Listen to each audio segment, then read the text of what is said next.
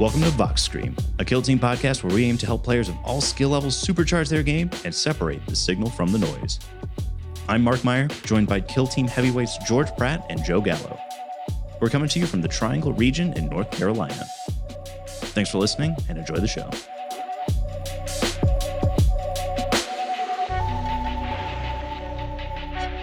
Welcome back. We've got an exciting episode of Vox Scream lined up for y'all this week. This should be fun. We're going to try to make a tier list. Yeah. First ever Vox Scream tier list. Can't wait to get flamed about this. That's how you know we're a real podcast. We're doing a tier list now. Yeah. I think that it's going to be fun. I think it'll be a fun thought exercise. I think that us, just like a lot of people, will have the writer that it's probably a little too early to have a tier list, but I think, it's been about 6 weeks now since the edition dropped, and we have at least enough knowledge to know what's good and what's not. Whether or not we have enough data to really back that up is another question.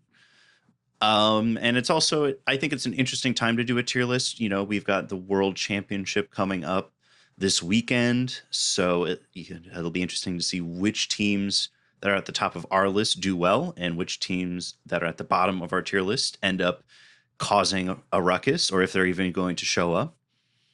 I think it's also interesting to see how long our tier list lasts until a data slate or an FAQ comes. Hopefully it doesn't. That's the goal, right? Yeah, this is evergreen content we're putting out today. Real quick, before we get into the start, we are going to try and go from the bottom to the top. So we're going to try and start in the D tier and work all the way up to the S tier.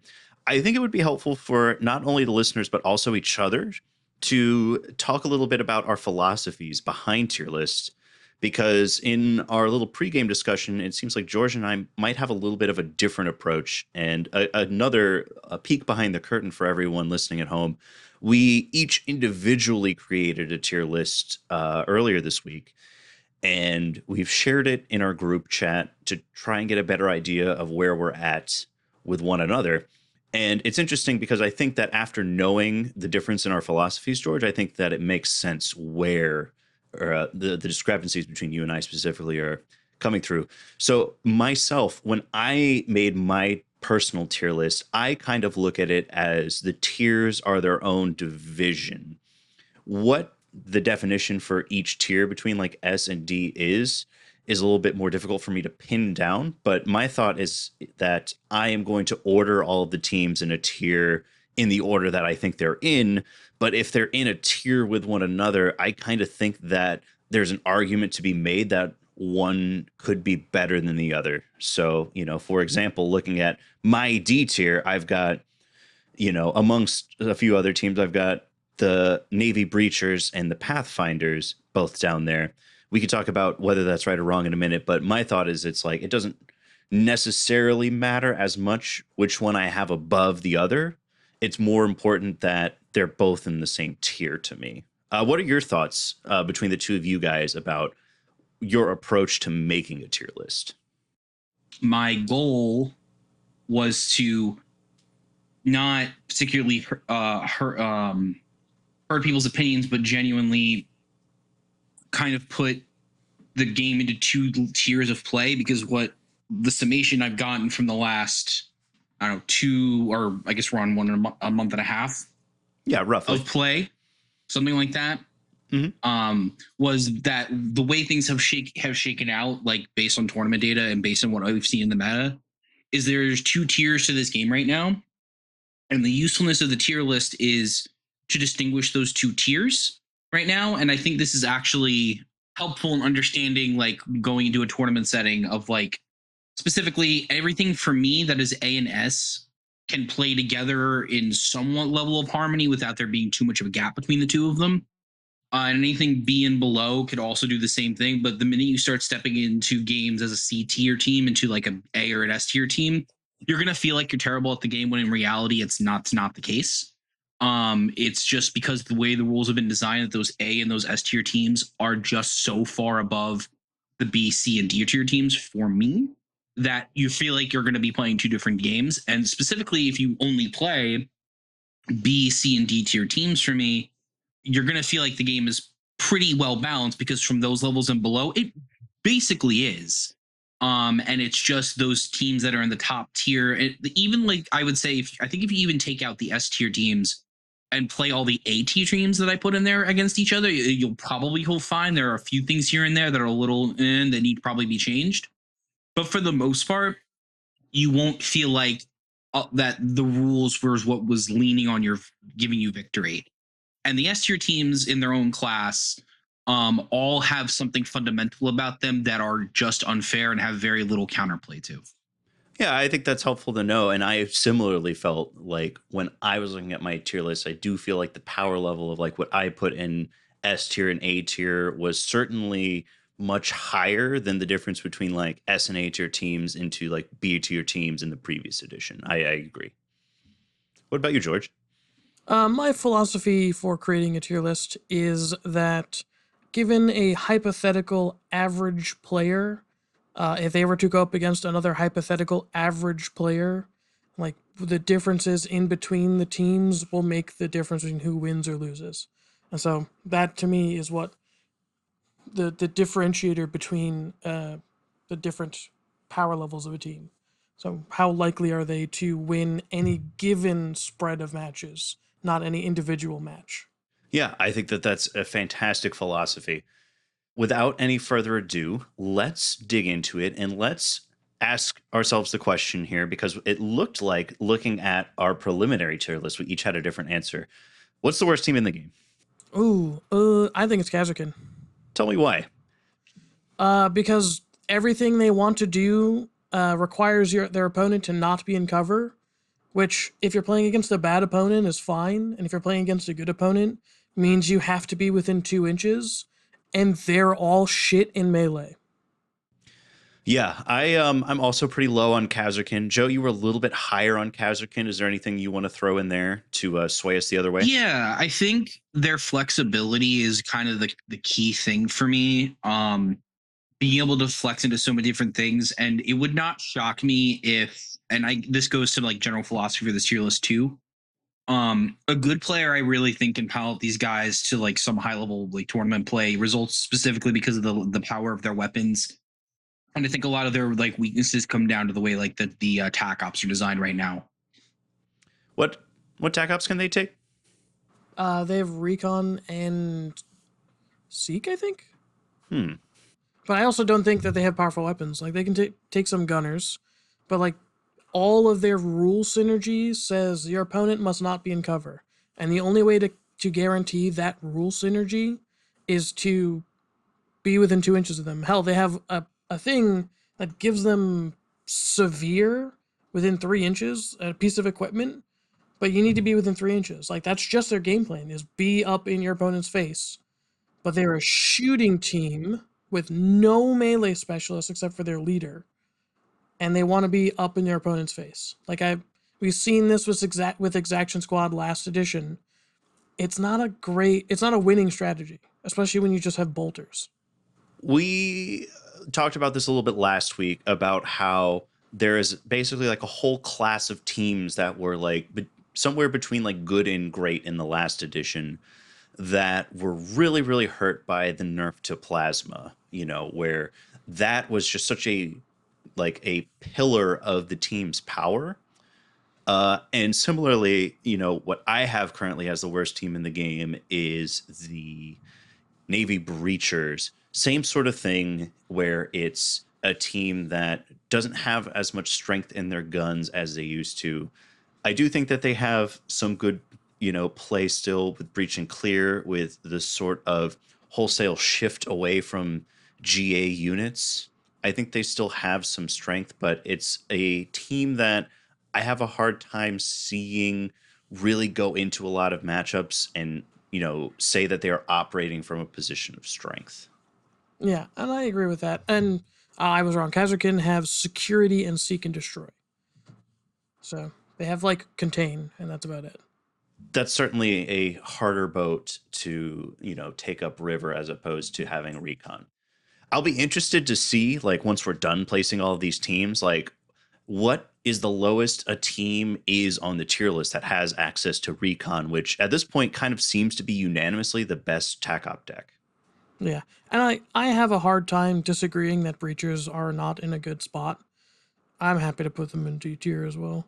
I think that they might have more tools than Kazarkin. I'm currently willing to put them above Kazarkin, but I certainly don't see them being much higher than D tier. I think Kazakhstan are the worst team in the game. Not unarguably, but arguably. But like breachers, they remain, they have their breach and clear. They've got some decent melee operatives. They still have 3 shotguns and on threes and a bunch of dudes.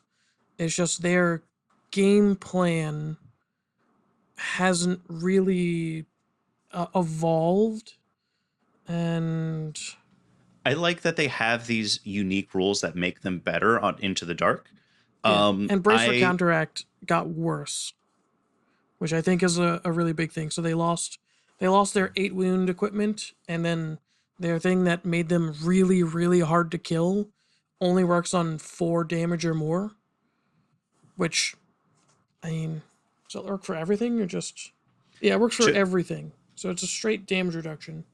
So, but I don't think it changes a lot of power weapons enough. They're also a team that's got security and seek and destroy. Yeah, and security's fine. It just means you're playing a defensive game. Yes. Joe, what about you? What do you currently think is the worst team in the game? Bottom of D tier. For me, personally, I think it's Pathfinders. Pathfinders, particularly right now, are in a game where the best teams in the game, but like most of the game plan for those teams that are at the top of the tier, or even like tiers like slightly above them, is to rush you down in melee. And on a team that is quite literally all shooting, in a game where we're all on Vulcus and you can hide in heavy terrain, it makes it almost impossible to do what Pathfinders want to do. And I don't know what changes that exactly, because we're still going to be playing on Vulcus 2 months from now. I mean, it's the same thing that made them oppressive when they came out on Chalnath, which was just heavy terrain. It's just Pathfinders can either be balanced and kind of shitty, or unbalanced and oppressive as hell. And that's, I don't really know where I don't know how to change that.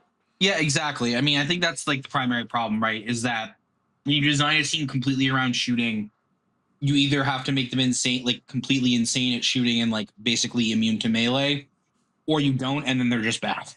Yeah, and then they get steamrolled in melee. See, I actually think that it's interesting how a lot of the changes for the team have made them at least more viable in melee, where like you can still shoot into combat once per turning point, I believe. You can now use one of your shooting weapons as a melee weapon effectively to deal some damage. And so I'm interested to see if somebody can come up with the game plan for Pathfinders. Is it like you have your sacrificial lamb out there in the midboard, and then as soon as the enemy pounces on them, you're able to sort of deliver swift retribution? But I have a hard time seeing it. They've always had some tricks, but what really, really hurts them is that a worthy cause changed from I just win initiative, actually, to something that isn't game breaking. And like, that's enough to fold a team that sort of has a similar game plan as Kazakin, which is they can't break heavy cover. And so it's a lot harder for them to move up the board safely and cover each other. Yeah, and then they just get run down. Yeah, and I mean, I think that you're going to see that a lot. That a lot of the teams that are lower are specializing in one thing and kind of don't have the flexibility or the defenses to back up that speciality. And we'll talk about it as we get along. But like, I think Chaos Cold is in like a similar position to them. It's just in the opposite direction versus fighting versus shooting. Yeah, I think we've kind of got these in a good order. I think that Pathfinders are a little bit better than Breachers and Kazarkin. They've got access to recon. You can see a game plan where you're hanging back and planting beacons and taking shots. Whether or not it's a good game plan, it feels a little bit more It like feels like there's a game more. plan. It feels like there's Yeah. more of a path to scoring points and maybe winning a game with Pathfinders, although not much more of one. Yeah. Yeah. Losing just Seek, period. Losing +1 ballistic skill at 3 marker lights. Like, those are things that I think they needed to lose, but they didn't gain enough in other areas to compensate for it. Moving on to Chaos Cult, you guys have them pretty low. I've got them a little bit higher, but it's also a team that I haven't given enough thought to. So I'm very interested in your thoughts of Chaos Cult. So Chaos Cult's entire game plan last edition was, I have 2 torments at the top of turn 2. I'm going to take this torment and charge him into your face, and then I'm going to take this torment and charge him into your face. And then I win. Which arguably that was a bad design. So Yeah, it was terrible design. It was bad design. That's why Chaos Cult was one of the best teams in the game, because like they had a solid game plan. It was make 2 torments, throw them at your opponent, win. In this edition, you literally cannot make 2 torments in 1 turn. It's disallowed. which, honestly, I really don't think them making 2 would be like crazy. I think it would move them up a tier, like one single tier, maybe. The thing that made it insane was that they are so able to heal so quickly. And that's been reduced. In compensation, you get more mutations, but I don't think that's a good compensation It for the 100% team. isn't. And like, there's just not a lot there. Like, you're still only 14 bodies instead of 15 bodies because you lost a devotee. I think they can probably get their devotee back. And also, like, the question is like, how the only way they kill Marines is through torments. And theoretically the blessed blades, but unless they're already missing wounds. Yeah, not even the blessed blades. It's just, this is a team that has to play Seek and Destroy, and they just don't seem like they have enough killing power to do that. They don't. Well, okay, they do against anything that is not power armor, and even then, like, let's say you're going into Felgor, they don't even have enough killing power to go into Felgor, or really anything with more than 8 wounds, to be honest. They have infiltration and Seek, but infiltration's terrible. So ideally they would do Seek, which would be like something like Storm Objective or Overrun or Champion into Marines. Something to throw a Torment at. But even then, it's like Torments. Can Torments fight twice? You need to pay for that. Yeah, and are they 4/5 damage now? They're 4/5 ceaseless rending. Yeah, it's not enough. And then nowhere near enough. Mutants didn't get better. Torments didn't change. Mutants and Torments got worse because Feel No Pain is worse. Are they hitting on 4s? They're hitting on 4s, both of them. Yeah, they always have been hitting on 4s. Both of them and that's ceaseless. the other thing. And here's that's the thing we're going to run into a lot. Relentless. Yes, so that, but also the thing we're going to be running into a lot with certain teams, especially melee teams. Teams sitting on 4s is like super, super bad now because one of the best teams in the game just makes you hit on 5s. And that's real bad. And now Torment should be relentless because that's your entire game plan. I think Mutants should have 8 wounds because they're still crap. And they could probably get a devotee back. Like, they needed to come down a little bit from where they were last edition, but not like this. Oh, I guess, George, quick question. I think it's relevant to the rest of this tier list. Are you of the philosophy that all the bottom teams should be moved up in general and the top team should be hit a little less? Or I think everything should be moved towards A tier. Okay. I think that's a good, and I'm very much in favor of like making bad teams better, but I also think that it wouldn't hurt to take the S tier down a little bit. Yeah. So with Chaos Cult, are they going to be D tier or C tier? D, 100%, not even a question in my mind. Yeah, I think they're the worst C tier or the best D tier, but I don't care which one. Yeah, I'm fine with putting them in D tier. Is there anybody else we want in D tier? I have Deathcore there. Tell me why they shouldn't be there. I have them there too. I don't really know. The biggest strength is that they're have Vetguard and they got another archetype, so like Vetguard was pretty good. Should still be pretty good. The thing is like they have better killing power against elites than a lot of other teams do, but like the problem is they're 7 wounds, right? And yeah, I have them in low C. Yeah, and here's because we're gonna keep running into this issue, but like the Khorne Butcher and a Khorne Chosen is just gonna shred everything with 8 and 7 wounds. And there's really not much you can do to stop it now. And that was last edition. Was always the case. Yeah, but that's what I was about to say.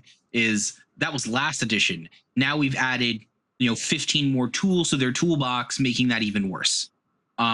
So yeah, but I don't think you can build a tier list based on can they fight Legionary. No, because then everything's D tier. Well, no, I'm just saying, like, right. It's just I think yes, just ignoring Legionary more or less. I think Deathcore have the tools to play a game into almost every team in the game. They're probably not going to win that game, but they can play the game. And for me, that's a C tier. Here's the thing for me. If you look, like, let's look at, I'm just looking at my tier list, right? Of where I have folks, and like, let's like, I don't know, kind of talk about some of those teams. Like Blades of Cain, right? Blades of Cain is a great example. Like Vetguard is a joke into Blades of Cain. Like Blades of Cain just shreds them to pieces because they're so fragile. Scout Squad just shreds them because they're so fragile. And you're going to keep hearing me say that because that's the problem is like them having more. That's their point. Them having more activations is right. But my point is that the killing level has like gone up in so many ways, and like specifically, like let's look at one of like the lower tier teams that are like maybe on par with them, right? So like Stingwings, so Vespids. I think a lot of us put Vespids in C tier, right? Vespids specifically are a nightmare for them because all of their guns are AP1, and there's nothing they can do about that. They're piercing crits. Right, but my point is so you need to roll crits, right? But they have things to facilitate that, and so on and so forth. But my point is that a lot of Vespids have balanced in a bad action economy. Is the thing. Like Deathcore, the entire strength of Deathcore, which is the entire strength of Vetguard, which never changed from last edition, and they were one of the absolute best teams of last edition, is that they are fragile. They've always been fragile, but there's a lot of them, and their power pieces are still powerful. Right, but the fragility is now punished by the kill op, is my point.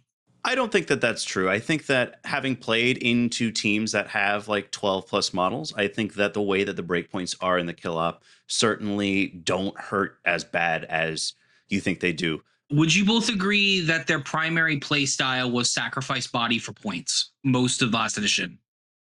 I would disagree because I played Vetguard. I took Vetguard to Nova, and my primary game plan was never trade body for points. It was always trade body for board control. And if I didn't get board control, I wasn't trading anything. Yeah. And I did a really good job. Like, I didn't get tabled in any game. In most games, I played a bunch of intercession. And, I would table intercession and lose 5 or 6 models, sometimes 7. Rewind. So, that's for multiple reasons outside of... the mine was not changed. The plasma guns were still the same way that they were. The sniper and the observer, or the observer and the plasma gun combo was still a thing. That's all. I mean, it's still a thing. It just takes an activation. And the mine, I've rarely got it off more than... In fact, I only got it off more than once last Nova. I think we're getting a little bogged down on this. Here's my thought, personally. Again, as someone who also played Vetguard, I think that this is a team that, to your point, George, I think that they do still have a lot of those power pieces. I think that a lot of their rules did get worse. I think a lot of the strength from their ploys, did get toned down in power. And I think that, their strengths in playing the game last edition, are not... Obviously, having the bodies for the board control is nice, but not being able to score early does hurt this team.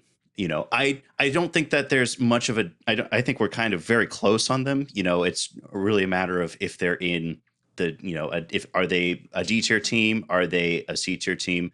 I think that their rules synergize better than some of these C tier or the D tier teams that we've talked about. Like, I don't think that there's any Yeah, sort there's of no glaring weakness in the team. yes.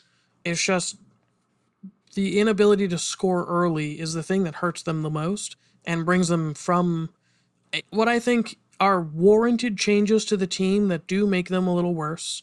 It's just the inability to score on turn one just shits all over this team. 100%.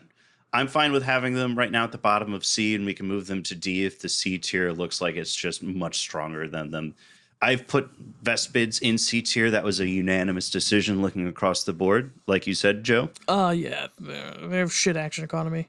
Yeah, I mean, it's the conclusion that everyone made from the get-go with them that the community points weren't going to be enough to facilitate it. On record, was a guy who was like, no, it'll be fine. I was wrong. Yeah, I don't know if the answer is more communion points or just changing the way the rule works. It's probably changing the way the rule works if I had to guess. Because I don't think any amount of communion points is probably solving that, to be honest. I'd like to see some changes to individual. Like, I think that their specialists can hit on threes. I think the long sting shouldn't have to spend a communion point to shoot at long range. Yeah, fair. The sniper should not have to burn a communion point to be a sniper. Yeah, and that's so stupid. Yeah, it's so stupid. Let me ask you two this too as we go up this, because I think Vespids and Aquilons are the two new teams that were designed for this edition. And I was having this thought, and it's relevant to this tier list. Do you think that those two teams were designed more specifically for this edition, and therefore are more toned down comparative to other teams? So, for example, it's going to be interesting when the orcs and the little halflings come out to see what the power level of those teams are, and if they're the same level of what Vespids and Aquilons are. I think it brings up a question of what was the thought going into this edition of what teams needed the tone up versus the tone down. Personally, I don't think that's the case, because I think Mandrakes and Brood Bros, they have not received basically any changes at all. Right. So they are more or less designed for this edition because they came out so late in last edition. And in order to have a printed book, we know that they have to have a lead time and such. And they're worse this edition than last edition. I think these teams and box sets are designed to play against one another and not necessarily designed to play against the other 31 Yeah, teams. it's the old theory or the old thing that gets talked about in the community that I don't know where this originated from. I don't know if George or Mark you would know, that they just test them exclusively against each other, which would explain why certain things get overlooked or why. Yeah, clearly if every other team is balanced, all we need to do is make these two teams balanced against each other, and then they're balanced with everything else, right? That's how that works. I'm not smart enough to make Kill Team. I'm barely smart enough to talk about it, so... I disagree. I think you're very capable, Mark. I know ball. So let's talk about some other C-tier teams. So when I look across the board here... You guys both have Hunter Clade in C tier, and I was a little higher on them, but it's a team I'm less familiar with, so make the case for them being a little lower. Their deprecations start immediately, and they are bad. It's so bad, Deps. When we compare the White Dwarf teams, I am quite surprised at how bad Hunter Clade were out the gate when comparing them to their Clown and Warp Coven brethren. Why they thought bringing the deprecations back in full force and in worse in some ways, when that was the whole problem with the team in the first place when they first came out in the White Dwarf, is a little beyond me. I think it was an attempt at balancing them because they are really good at shooting. So it's an attempt at balancing the doctrines because the bonuses are also better now than they were before. But the problem is, if your bonus is better and your deprecation is worse, it's the same as on release when it was bad and you 100%. You didn't want to do that.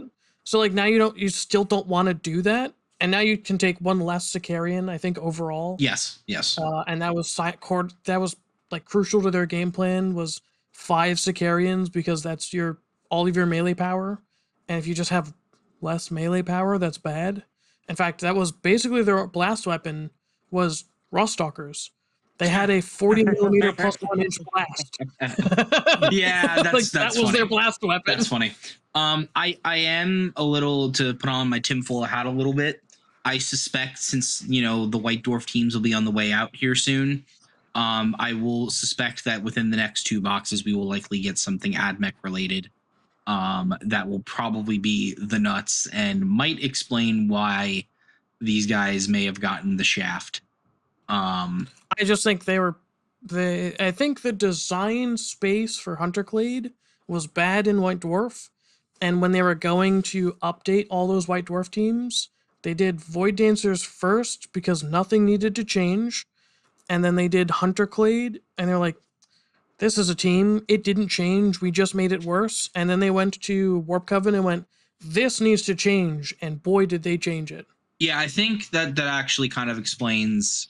Yeah, I guess if you kind of track it that way and look at the teams that got elevated, that makes a lot of sense. Like, I mean, every elite team that is not exactly Nemesis Claw and Plague Marines got overtuned to the nuts. And if you're coming at it from a design space of like, these teams were bad last edition, and you're trying to turn up the heat to make those teams good, that would kind of explain why Legionnaire, Warp Coven, and Phobos to a certain extent are as good as they are now, and why Nemesis Claw and Plague Marines necessarily. Well, Plague Marines are a whole different conversation. I mean, yeah, but they're fine, and like Hunterclade was fine, and so they basically got the same treatment as like, this team was fine. Let's go back to our design principles and let's make them like what we envisioned. And as it turns out, that's bad. When they made it like they were envisioned the first time, it was bad. Yeah, I feel shout out to Day, our local Hunterclade adherent. We feel for you, and we hope you get treated. She's on Kroot now. Well, good. Right, then we can maybe talk about, or how many? Let's see, how many teams do we got left in Seer? Well, I mean, I think we can start talking about some B tier teams and talk. We can put some of those down in C if they just don't seem to fit. Where are we feeling about Kroot? Because I feel like they're somewhere in either B or C. I think that they are easy B. Yep. Not even a question. Maybe bottom of B, but easy B. I think it's definitely so B. I played against Farstalkers for my league game this week. I was really surprised at how strong individually each unit was. Certainly like some unreliability with their melee, but just the dogs having such big charge ranges was really threatening to me on Volkis as Hearthkin. Their guns are pretty good. I like their hunter a lot. I think their equipment is really, really good. And this is a team that can play recon very, very well. And also they're like the best looking models Kill Team has ever designed. Yeah, look, I mean, if we're talking about model tier list, I think we can put Vespids and Farstalkers and S to be done with it. But, we're talking about gameplay here. And Ravagers. Yeah, Tau eating real good with their auxiliaries. So, I think I've become Kroot curious in the last couple weeks. Yeah, you've already started painting them up. We've seen them on display. Yeah, I after talking with David and kind of taking his temperature on it, and after me being a little bored with elites, and just because I feel like a lot of them just play very similarly now, and it's a little frustrating. Kroot have a lot of flexibility. They're what I would call like jack of most trades, not of necessarily all trades. And their biggest weakness is that they just are super fragile, and they kind of have a hard time killing elites. Though their long range heavy gunner does help with that a bit. It requires a little bit of setup, specifically if you want to like stack the accurate on top of each other and stuff like that. I think too, like if this is a team that seems to have pretty good ways to deal chip damage, and if you can deal just a little bit of chip damage, your Giga Flamer can go and deal 12 wounds to anybody. Yeah, I think that's fair. The hounds are just really good at doing recover items, which is something pretty unique to this team specifically, because recover items is generally like bad. It's doo-doo. But the hounds make it so viable. Specifically because of the way it's worded that you place them before you place your models. So if your opponent is like trying to put it in a super inconvenient location, it doesn't necessarily matter, because you just put the hound in like a pretty decent position. Maybe use your scouting to reposition them and pretty much guarantee you can gather and then run back. And now your opponent is chasing that dog. the whole game when they really want to be doing anything else. And Absolutely. them all being 8 wounds is actually like super important. It hits a lot of breakpoints, specifically for like against like teams like kind of the Archon, where a lot of their damage is like 3-4. Bear in mind a lot of it's like lethal and rending, so it makes it a little moot. But like in the instances where that is not relevant, Oh, or for like sure. even like I mean, rolling a 5-up save is still hard though. As that's one thing I learned in my game. I got one game in them with the day before yesterday against Jimmy, and I played against Voice Guard. The fragility is a massive issue. Just don't get shot unless you have rogue up. Here. Yeah, and that's the thing. So it's just, they die to a stiff breeze in shooting, especially if you have like consistent AP1 guns across the board, especially if you're elites, you're going to have a pretty easy time killing them.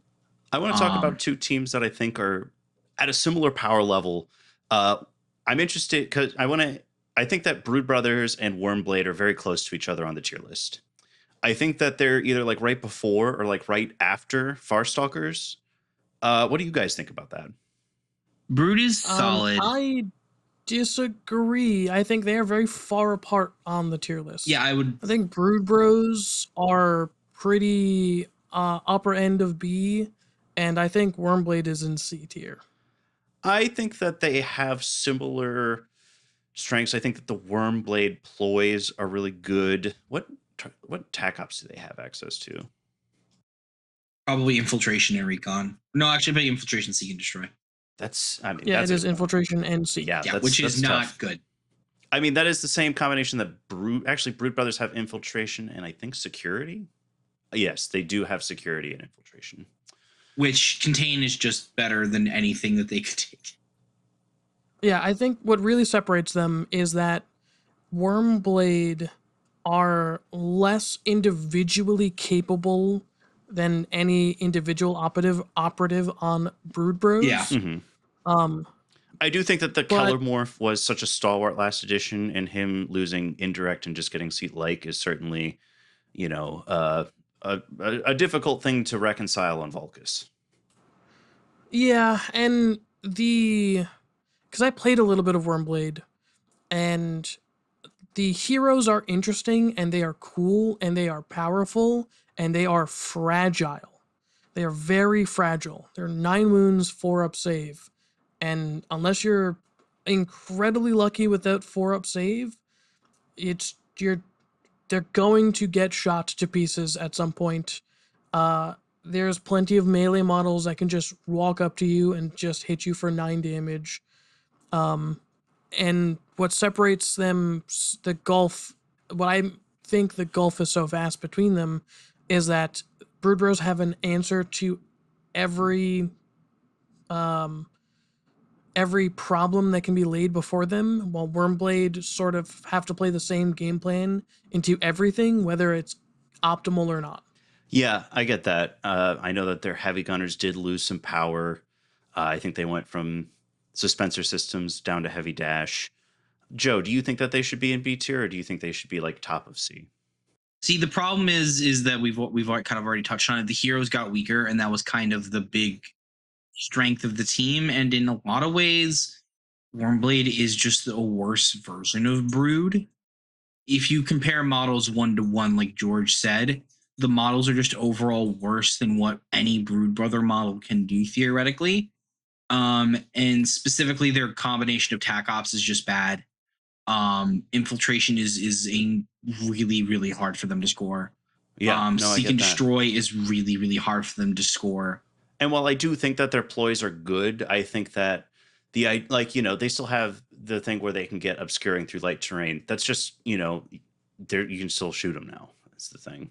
Yeah, like last edition, that was amazing. This edition, it's inconvenient. Exactly. I mean, if you're taking like a shot with a heavy bolter against an 8 wound model or a 7 wound model with a 5-up save, it's not a terrible proposition. So yeah, I think we'll put them at top of C for now. Another team that is either somewhere in C or B is Gellerpox. And to me, I think that they're probably in B tier. I know a lot of people are down on them. I think that this is a team that, if we're talking about what we mentioned before digging into this, Joe, about how like, you know, the S and the A tier teams are kind of playing a different game against one another as the teams that we've got in B and below. I think that this is a team that maybe can, you know, play against elites. I think that Hulks, while, you know, they're not nearly as stalwart as they were before, I think that they can kill elites, and I think that they're going to do really well into a lot of these mid-range and horde teams that we see, you know, in and around and below them. My only contention with the killing elites thing is specifically, I would say that might be the case for like Warp Coven and Phobos and Nemesis Claw, specifically because they don't have that to hit ploy. But Plague Marines and Legionnaires, I think, is like borderline impossible for this team because they can just turn that on, and the main engagement of your team is melee, and now you're hitting on 5s. Okay, well, they're hitting on 4s. And I can take a different oh gosh, what is it? I can take like a different techno curse or do the Hulks hit better now? No, they still hit on 4s. But I mean, yeah, I mean, sure. If the idea is, oh, can they play against Legionary? You know, sure, they're probably gonna have some struggles because you can get melted or you can get plasma. And that's what I was about to say. Is like even into the teams that don't have the remove, like don't even have the to hit thing, like War Club. They also have dice fixing. Like Blessings of Infection is still decent dice fixing. They still have dice fixing. They're still strong in melee. They can still, you know, like I can still deal D3 portals on the charge with the Lumberghast and 2-shot a Marine. It's not a great game plan, but it is a game plan into elites. And again, I think that I think against like these teams that we have in B, C, and D, I think they're really good. I'm fine with having them like below Farstalkers, but I think they're a B tier team. I think they're pretty like mid B, maybe like upper low B, but I think they're mid B. Yeah. Like Screaming Rust Spikes and in combination with You Hit Worse means that they can if not reliably, they can spike into Plague Marines and Legionaries and like just snowball through that matchup. I want to move on to a team. This is probably the one team that I've looked at our tier list, and I don't think we have an agreement anywhere on this team, is Mandrakes. Joe has Mandrakes in C tier. I've got them at the top of B, and George, it looks like you've got them in A tier. Where are we at on Mandrakes? I think there's just they don't do anything that the other elf teams do anymore. And I think particularly the 7 inches becoming a thing elf wide took a lot of the uniqueness away from like what they could like what Mandrakes can actually do. So I will admit Soul Strike is still a pain in the ass to deal with for some teams. And they are really solid in melee. They're really, really good in melee. But the big problem we've kind of run into is like the reliance on in shadow, right? And such heavy reliance on one rule that I can just read and then play around, and or, you know, God forbid I'm playing on a terrain that doesn't like let you play on that. Like they might be the most terrain dependent team in the game. Like truly, like every map is so different for them because it's so tied to their core identity as a team.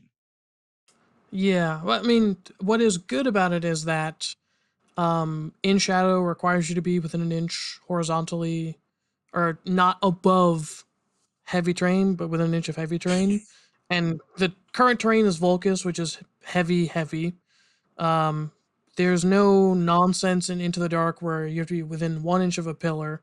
They got rid of that. It's all heavy terrain, so it's all in shadow.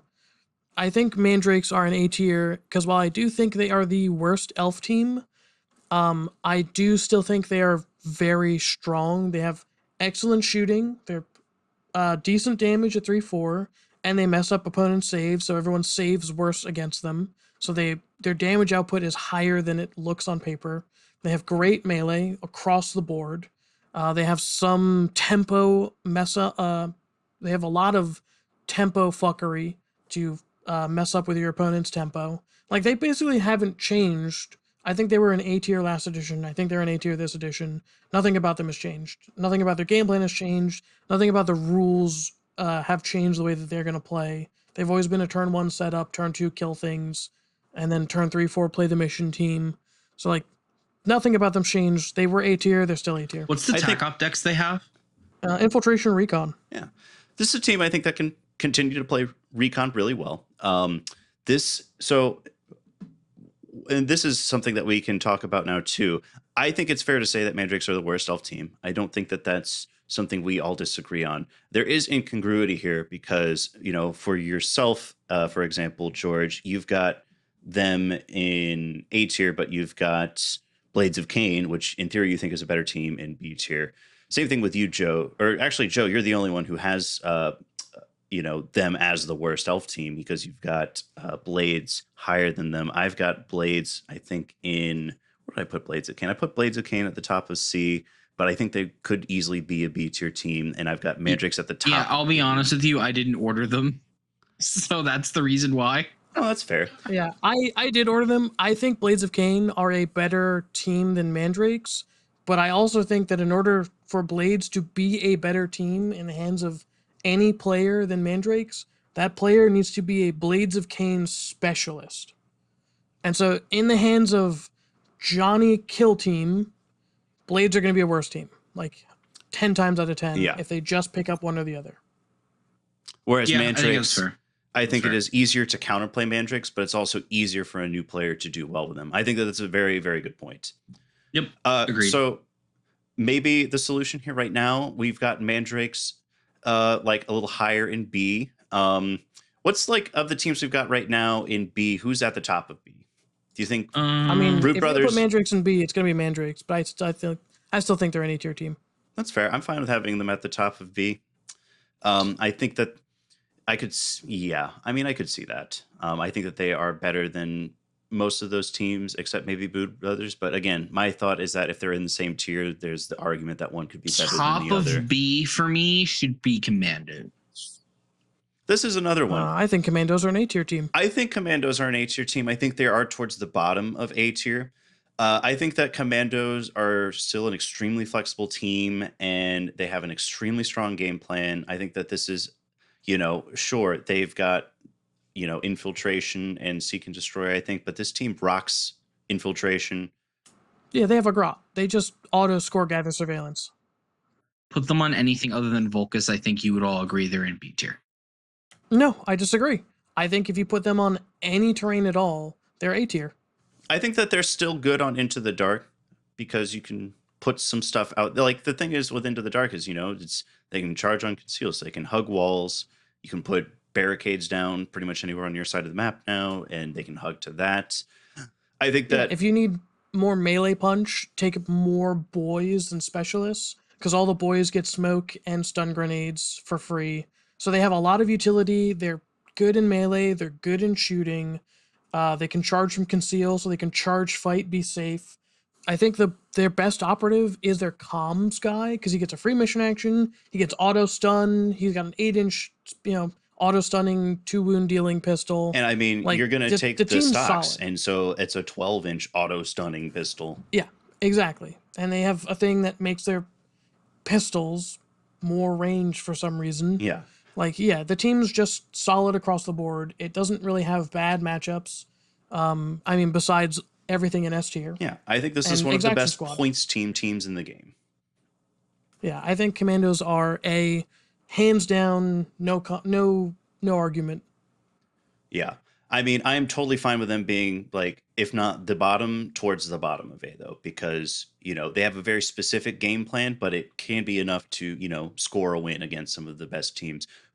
Looking at some of the other teams that I think we want to have in like this B and C range, Exaction Squad is a team that we talked a little bit about this before we started. I think that they are better into a lot of these teams in this range, your Brood Brothers, your Gellerpox.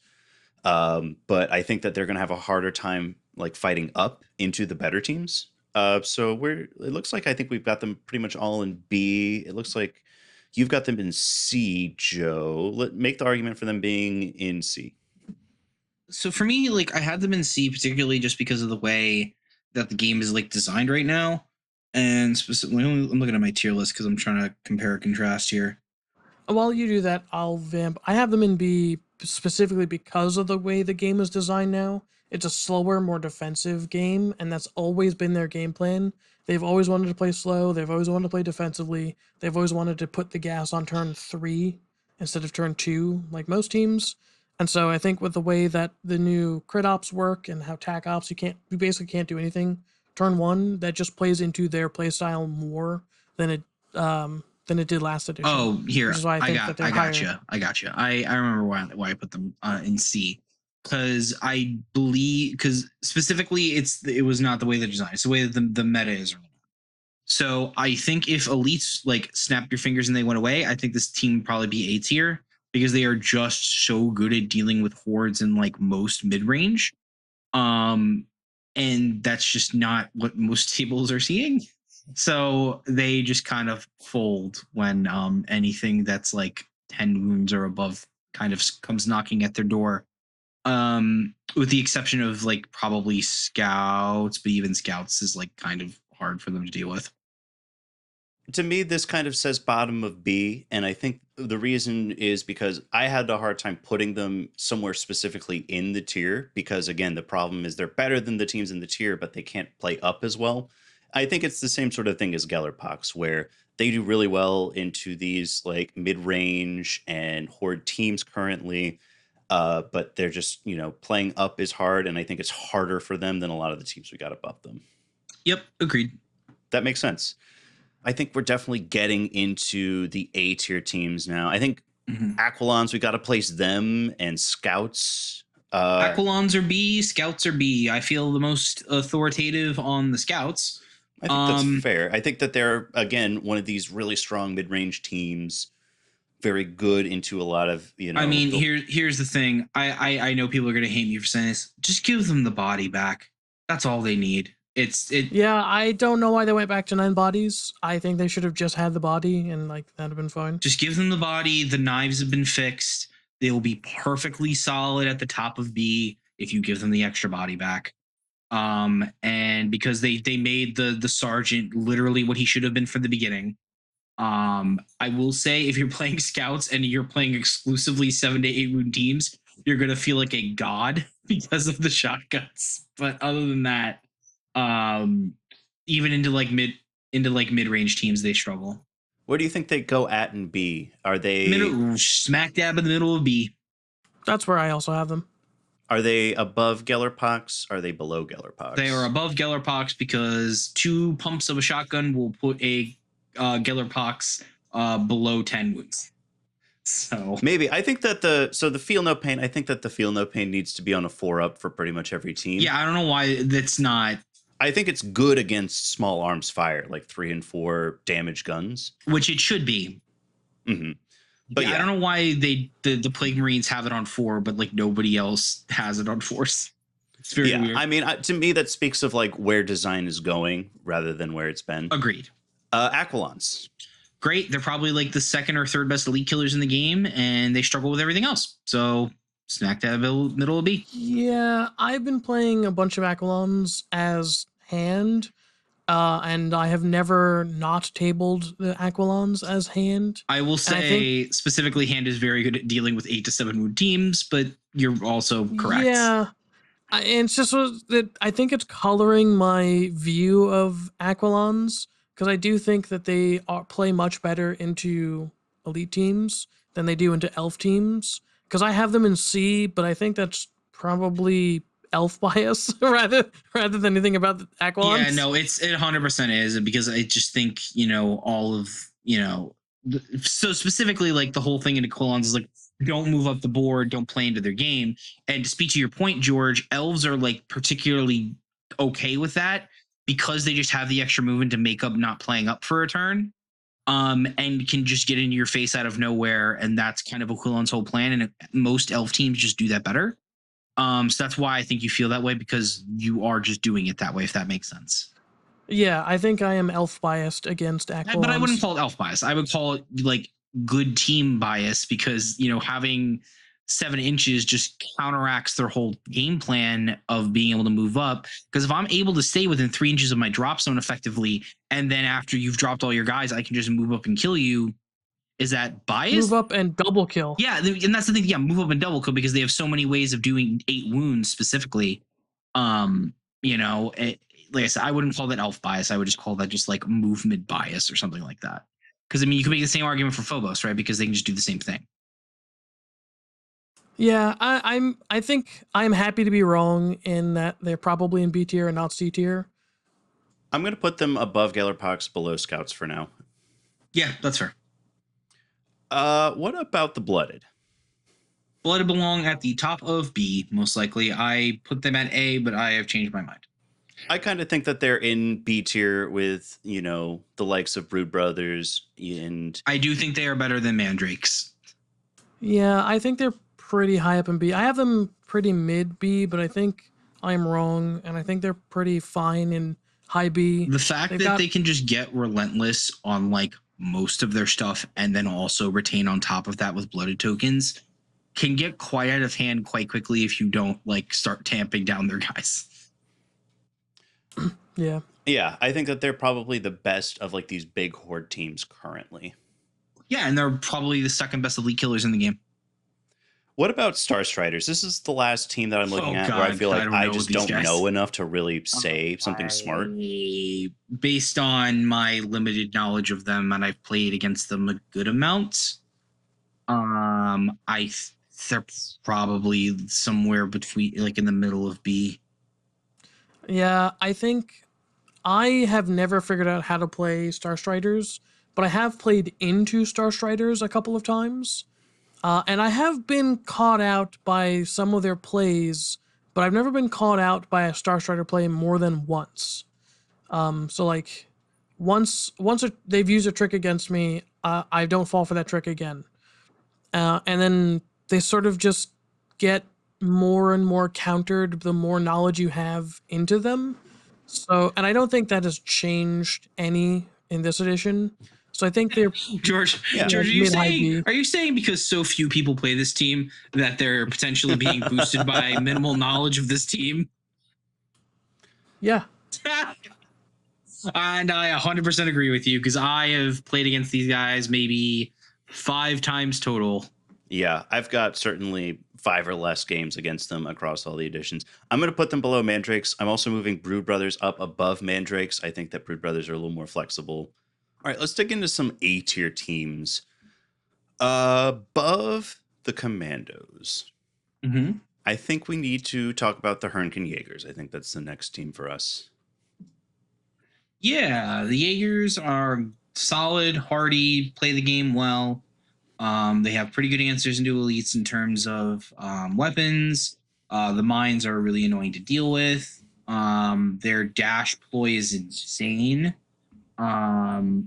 And basically makes the fact that they're 5 inches like base movement like not really matter at all, in my opinion, because it basically just negates it. I think their only weakness is their tac op selection. Yeah, I agree. I think that they are good at everything, and if they're really on it, they can score their tac ops well, but I do think it's currently hard. I'm going to put them below Commandos at the bottom of A. They have what? Infiltration and Seek and Destroy. Seek. Oh, dude, you want to talk about the worst combination of the game? Man. Yeah, that's tough sledding. Rough. So that's a Sokka. That's rough, buddy, if I've ever heard one. Let's see. Above them, we're down to like the good teams. Yeah, we are. So looking at who we've got left. Let's just talk about Hand real quick, because I think Hand is like a pretty easy consensus from all of us. Yeah, Hand is definitely an A-tier team. I think they're towards the top. I think they're at the top. I think they are the best elite killers in the game. Bar none. Yeah, as long as those elites aren't Warp Coven. Yeah, and even specifically.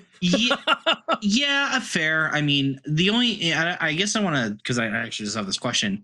George, in your games with Warp, like against Warp Coven with Hand, how often have you used the cruel deceptions to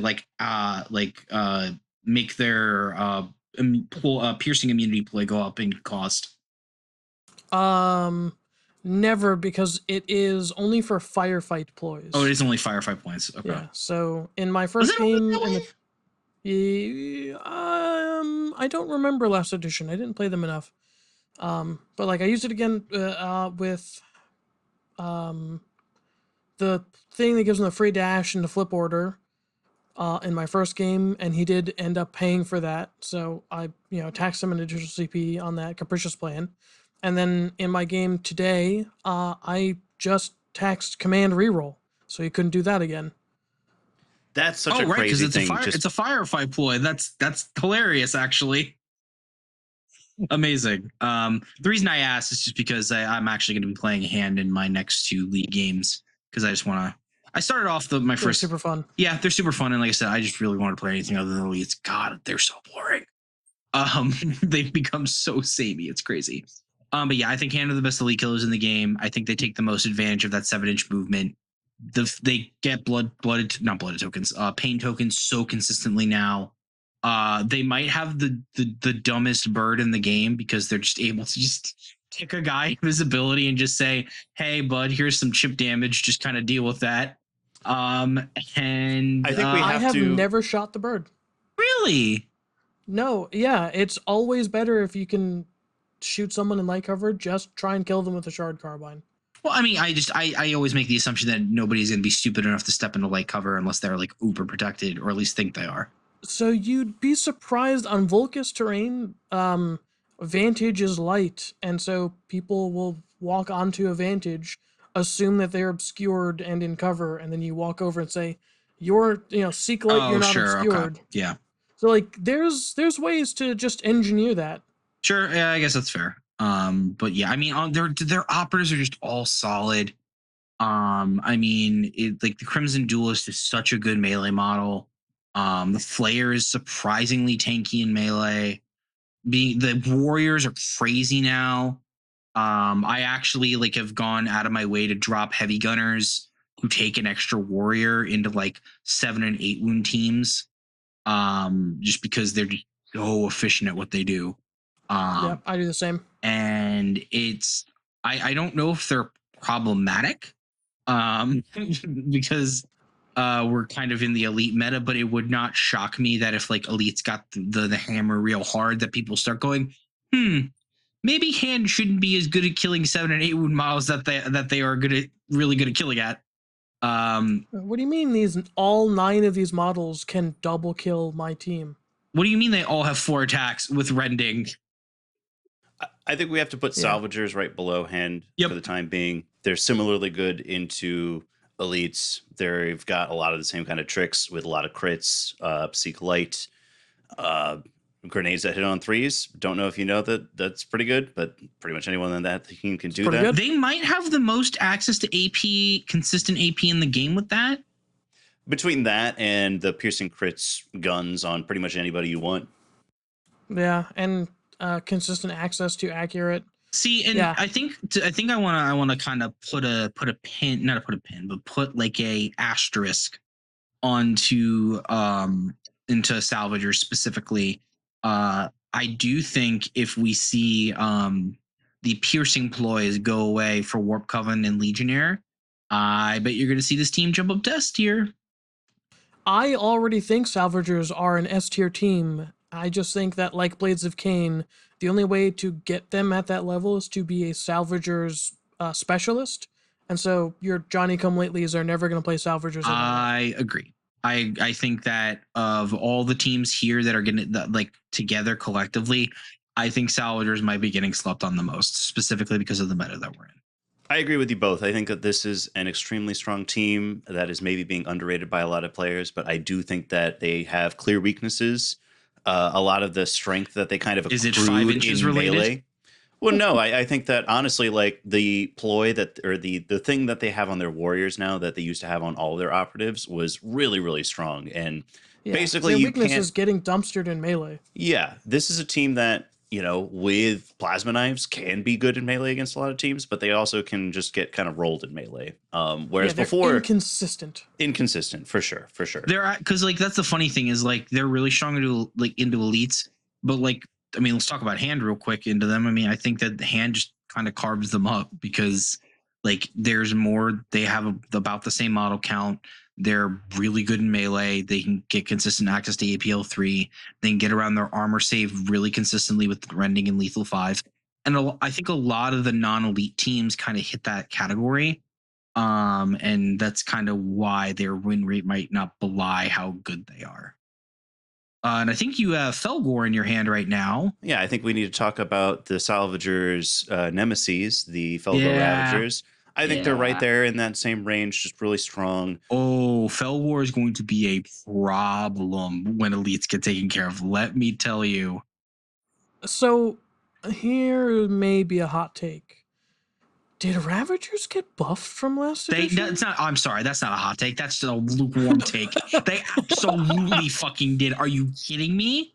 I think they did get slightly buffed because of the way that their ploys. There is somebody in the GW office wearing a goat helmet, snickering to themselves, going, "They didn't even notice." That's what happened because as somebody Pelting firepower is so good. It's not even just that. I mean, this is still a 20 model kill team. Like the only nerf to this team is the fact that you do mission actions on all of the crit ops. But I think that they're so flexible. They can play recon. They are can able literally just ignore the primary and just kill things and take the kill off. Ignoring the primary is like a hyperbole, or rather ignoring the crit op is a bit of a hyperbole that I think we're all falling into. But I also think that I disagree. I think there's a number of crit ops you can just safely ignore. Like intel. You could just ignore that and play your attack op and play the kill op. And then if your opponent is not ignoring intel, just walk onto their objective and clear them out, and now all of their work is your points. And then also I'll point out, it's incredibly hard to score the crit op when all of your operatives are dead. I mean, that's a very good point. Yeah, I like loot you can't ignore because only one person can loot a point, and you push the button, it's yours, you score the point. You cannot ignore loot. Yeah, but you can ignore intel. I don't remember the other ones, but like there's two or three you can just ignore. Yeah, that's what you have the Gong Man for. The Gong Man is a button pusher. Exactly. I mean, look, again, it's hyperbole, which means that it is rooted in truth. But either way, Felgor good, Goat's good. Felgor good. Let's talk about an elite team. We've kind of beat around the bush here for a while. Let's talk about Plague Marines. Top of A. I think they're top of A. I think they are the least fair of the most fair elite teams. Their damage reduction is too good. It's insane. I mean, the fact that the cloud of flies is just insane. Being able to just like drop mass obscuring on models and basically have them sit in the open as long as you're sitting back, which is what you're supposed to be doing anyway with this team, makes you extremely hard to kill and shooting. And then the minute you get into melee, oh no, I'm hitting on 4s and 5s. So yeah, I am very much like getting closer to the opinion that the whole you hit worse in melee as a ploy does not need to be a thing anymore. Because too many teams rely on being semi-reliable in melee. And I get the whole reasoning behind it is that like you're supposed to be like better in melee than they are, and you need to like somehow combat that strength. But I mean, it's just, I mean, let's talk about our game, George. Like you hitting on 4s just makes your maths so much harder to not only just predict, but just makes your outcomes worse. And in a team where you really need to be hitting your dice like clowns need to be, now that I'm just saying, oh, you know that the thing your entire team is designed around being good in melee, yeah, you're 50, like what is that, I guess it'd be 25% worse at that now. And this is, I haven't even mentioned Curse of Rot. I haven't even mentioned the Plague Caster is probably one of the best single models in the game now because of how consistent the healing is, how consistent their poison token thing is, how strong the Plague Wind is. The leader, it just is a healing machine. And even with that, with me saying all of that, because of how insane the S tier teams are, they're still at the top of A. Yeah, I agree. Yeah, even with all of that, they're still just top of A. So I think we got to put Nemesis Claw lower than them. Where are they in our A tier? They're in the middle of A, I think. Every team that is in A has a chance against Nemesis Claw. I think here's the thing.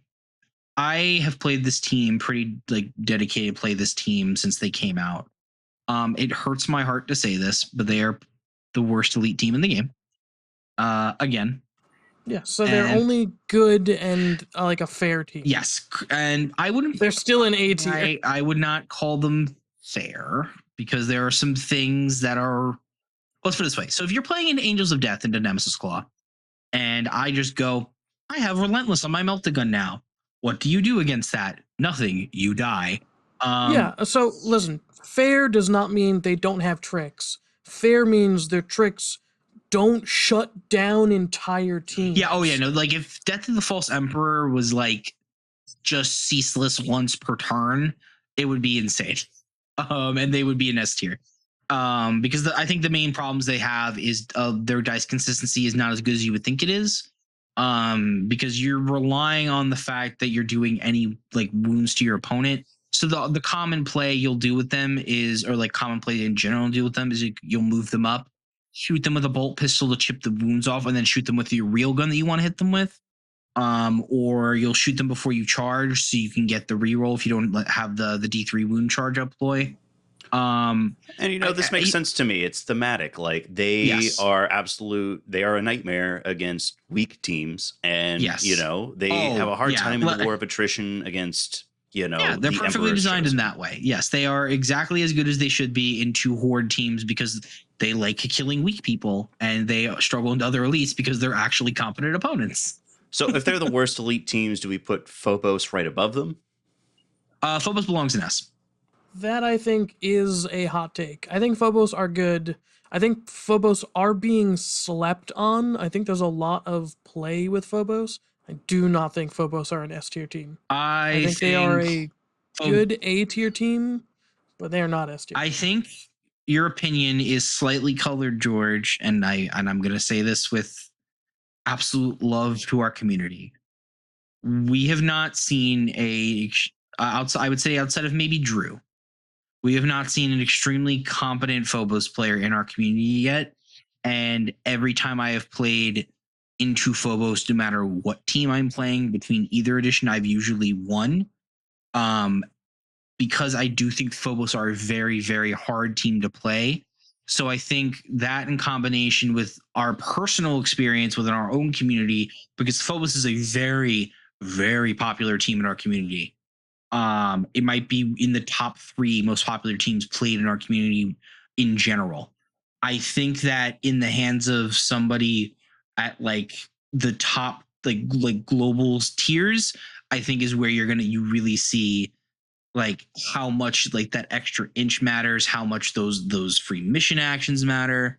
And I think their only weaknesses are into other elites. And the problem is elites are everywhere right now. So I agree with everything you just said. And that is the reason why Hearthkin Salvagers are an A tier instead of S tier. Because if the only people who can play them at an S tier level are the specialists, then they're not actually an S tier team. They're an A tier team for Johnny and kill team. Here's the thing too, is initially you had them at the bottom of AJO. So I think that they are a fantastic team. I think that they do have a lot of that flexibility. I think that some of the difficulty, to George's point, comes in the list building. They have a lot of options. And to their credit now, they have a lot of good options. It seems they have a deep roster, and you need to dig deep into that roster to make Phobos work optimally into any target, because they have an answer to everyone. Elites are the thing that makes them harder, and like they just have to focus more on shooting. They've got ploys to make their shooting a little better, and it's just I don't think people are digging deep enough into this team to really bring out the true potential of Phobos, except for the specialists, especially in our community. But I agree with everything you just said, but to me that means that they are an A tier team, because if you have to squeeze that rock for that blood to come out, then like you got to really squeeze that rock. I think that they have to be either right above or right below hand.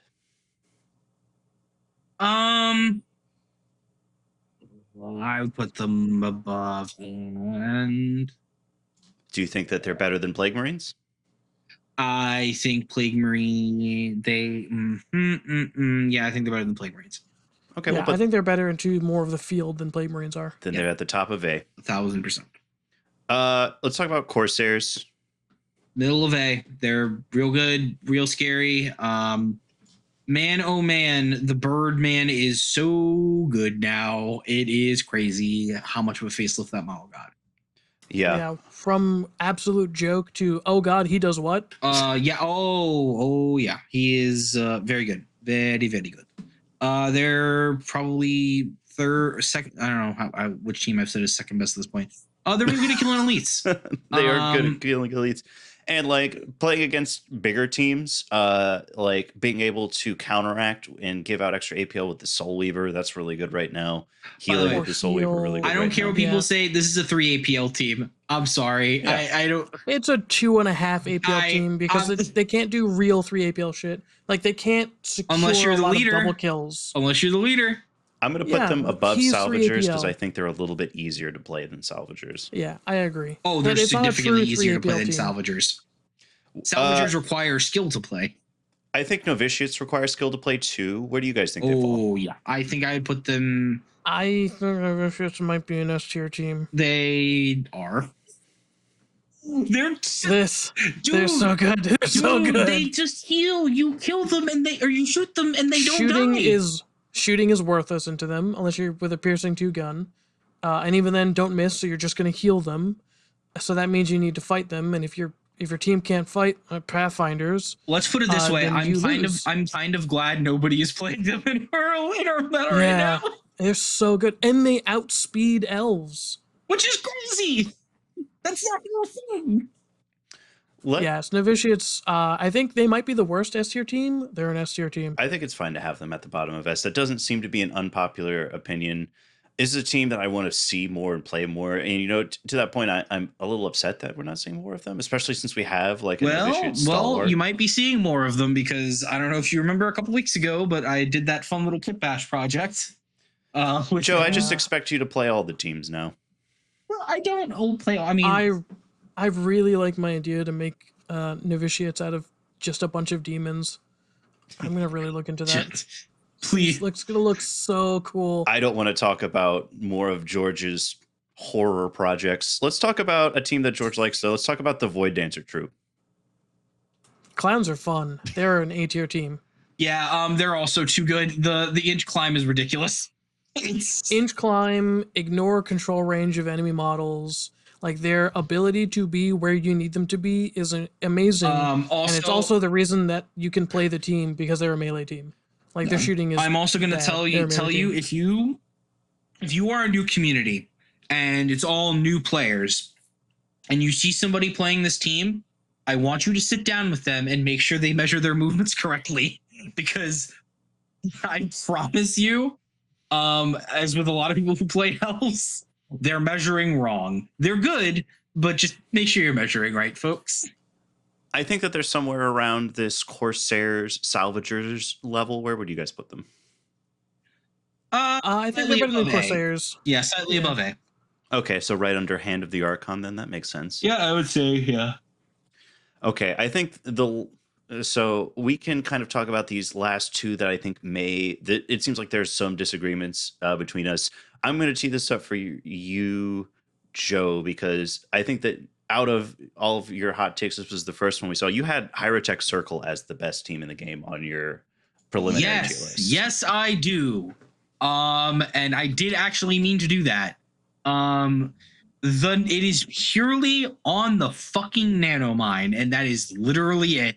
I think our dedicated Hyrotech player Daniel will go into great detail about how insane the mine is. The fact that you can just place it as far up as you can and keep people in their deployment zones while you just run around and do what you want, and then also on top of that, just have death marks like just shoot you to death, and then they just don't die and then they come back again. It's like the Ravager's problem mixed with like old Warp Coven's problem. Yeah, anytime they introduce something into this game that says you cannot move more than a certain amount, and that amount is more than 3, is usually a problem. And that on top of their shooting is just so consistent. And warping up to second floor vantage, like immediately. Warping up to second floor vantage. I mean, I could go on and on and on. I wouldn't call them the, like, in terms of elite killers, they're not. I don't think they're the best because a lot of their guns are AP1. But I guarantee, the minute we see that piercing ploy go away, people are going to be begging for these guys to get hit. It is oppressive, that mine. I cannot believe they got out of designing with the nanomine the way it is when they already acknowledged it was too good the way they had it last edition. So, have you not played with a 4-inch move team last edition? I can't say that I have, George. Okay, so you probably don't have the perspective that I think a lot of people who play dwarves do. The nanomine changes the move stat, which can never go below 4 inches. So it's strictly worse against 5-inch move teams than it is, and strictly worse against 7-inch move teams than it is against 6-inch move teams. But it is still like you're moving 4 inches and then dashing, which should get you out of that 6-inch bubble. And if it doesn't, I mean, sort of whatever. They have to move up the board or they don't, and you just score points. I don't like the nanomine is good. I'm not saying it's not good. It is good. But I don't think it is the thing that is making this team oppressive. It is not the thing that is going to be winning this team games, except maybe against Gellerpox. I think that they're definitely in the S tier. Moving on to the last sort of, one that I think that there's room for us to really like argue, Angels of Death. I think that this is a fantastic team. We talked a lot about last week how I think that they're really just maybe flying a little bit under the radar because of, Legionnaires and Warp Coven being as strong as they are. Yeah, I agree. I think Angels of Death, in theory, are an S tier team, but in order to get that S tier, you need to have an incredible bench of models to pick from. And I don't think most people who play the team have that bench of models to pick from. Sure. So I think in generic hands, they're gonna be an A tier team. Yeah. Just because people aren't gonna have the I'm gonna flex into all assaults, I'm gonna flex into all shooting, or I'm gonna choose 2 bolt rifles, 3 stalkers, and then blah blah blah blah blah. Like not many people have the ability to just tailor their Angels of Death team. And to that point, I think, specifically like that. There are just so many decisions to make in between not only the roster, but also your chapter tactics. I do think that it's a higher ceiling than like Phobos and Plague Marines currently, but I think that the choice does make it really tough. So I think just right above Novitiates, below Hyrotech. I want to hear from you, George. You have Warp Coven as the best team. I also had Warp Coven as the best team. Yeah, it's because Warp Coven's the best team in the game. That's what I'm saying. I think that they're a higher ceiling than Legionnaires. I'm with you, Joe. I think that like the way that Legionnaires have with their Slanesh play right now, I think it's very strong. I think that you still only get one mark at a time. So it's like you're hitting one worse or you're taking the less piercing thing. Whereas with Warp Coven, you really just can layer up all of these defensive ploys one on top of the other. I will point out real quick, the Legionnaire thing, the Slanesh worst to hit thing, that is not the Slanesh specific one. The worst to hit in melee is the generic. Yeah, but you can still shoot then, is the thing. Yeah, the Slanesh specific one also works on shooting, which is arguably the thing that they want more after the fight is over. Yeah, agreed. Yeah. So yeah, like Legionary are strong and they can layer defenses, and that puts them, I think, near the top of S. And then Warp Coven are stronger, and they have more defenses, which they just do it better, so they're better. And then we're going to put Inquisitorial Agents at the bottom of D tier. Yeah, obviously. Cool. Yeah. No, they're bad. You should feel bad for playing them. You should definitely feel weird about playing them because you are a bad person playing Inquisitorial Agents. I know from experience. I have played Inquisitorial Agents. But it also lets you play with a bunch of cool models from bad teams in a good way. So, If you want to play Exaction Squad, just play Inquisitorial Agents. If you want to play Kazakin, just play Inquisitorial Agents. This is an awesome team. I really like. Obviously, right. just they have so many choices, or they have so many. I mean, obviously they have a lot of choices, but access to so many deadly weapons. Absolute Authority is so good, and it is one of the few things that just really, really digs into these top teams like Warp Coven, Legionnaires. Joe, I want to ask you this out of respect because I think that you make a really good argument for Hyrotech Circle being, one like the best team. And so like right now, I think having Warp Coven, Legionnaires, Hyrotech as the top 3 teams is really good. I think that a lot of people have Inquisitorial Agents in their top 3. Do you think that they should be above or below Hyrotech? I think Hyrotech is better because I think that like specifically in the matchup against Inquisitorial Agents, they can really, really pin them in their deployment. Specifically, the fact you get to what auxiliaries they're taking, and you go, oh, well, they'll just take shooting auxiliaries, and it's like, okay, well, you just pin all their melee models into their deployment. Then you can't really. I mean, I'm gonna avoid the shooting. I mean, there are 3-up saves. You shooting the Necrons is like just definitely less optimal than just fighting them. Because ideally that's how you want to deal with them as Inquisition, because I mean they're just worse at fight. Like the Necrons are worse at fighting. So if I just drop that nanomine where your best melee models are and they're not moving up the board, well, too bad, so sad, right? So that's kind of where I'm at with that.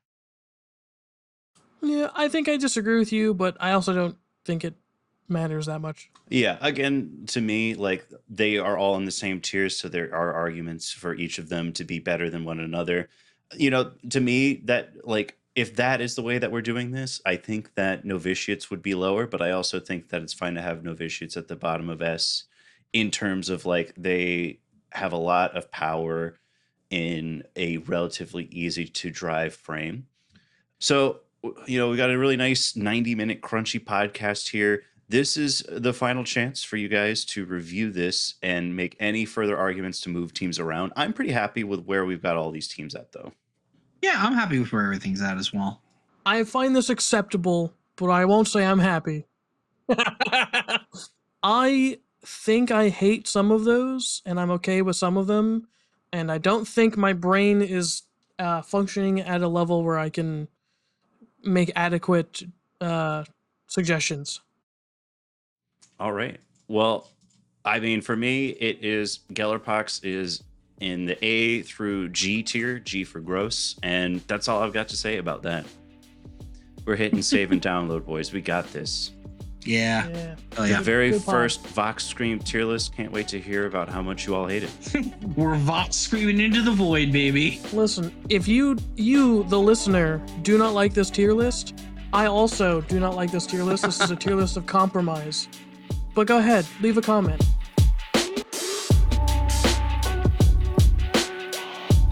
We hope you enjoyed this episode of Vox Scream. You can find us on Apple Podcasts, Spotify, Amazon, YouTube, or anywhere else you get your podcasts. Please follow, subscribe, and leave us a review. Any of those things are going to help us grow. Thanks for listening, and we'll be back soon with another episode.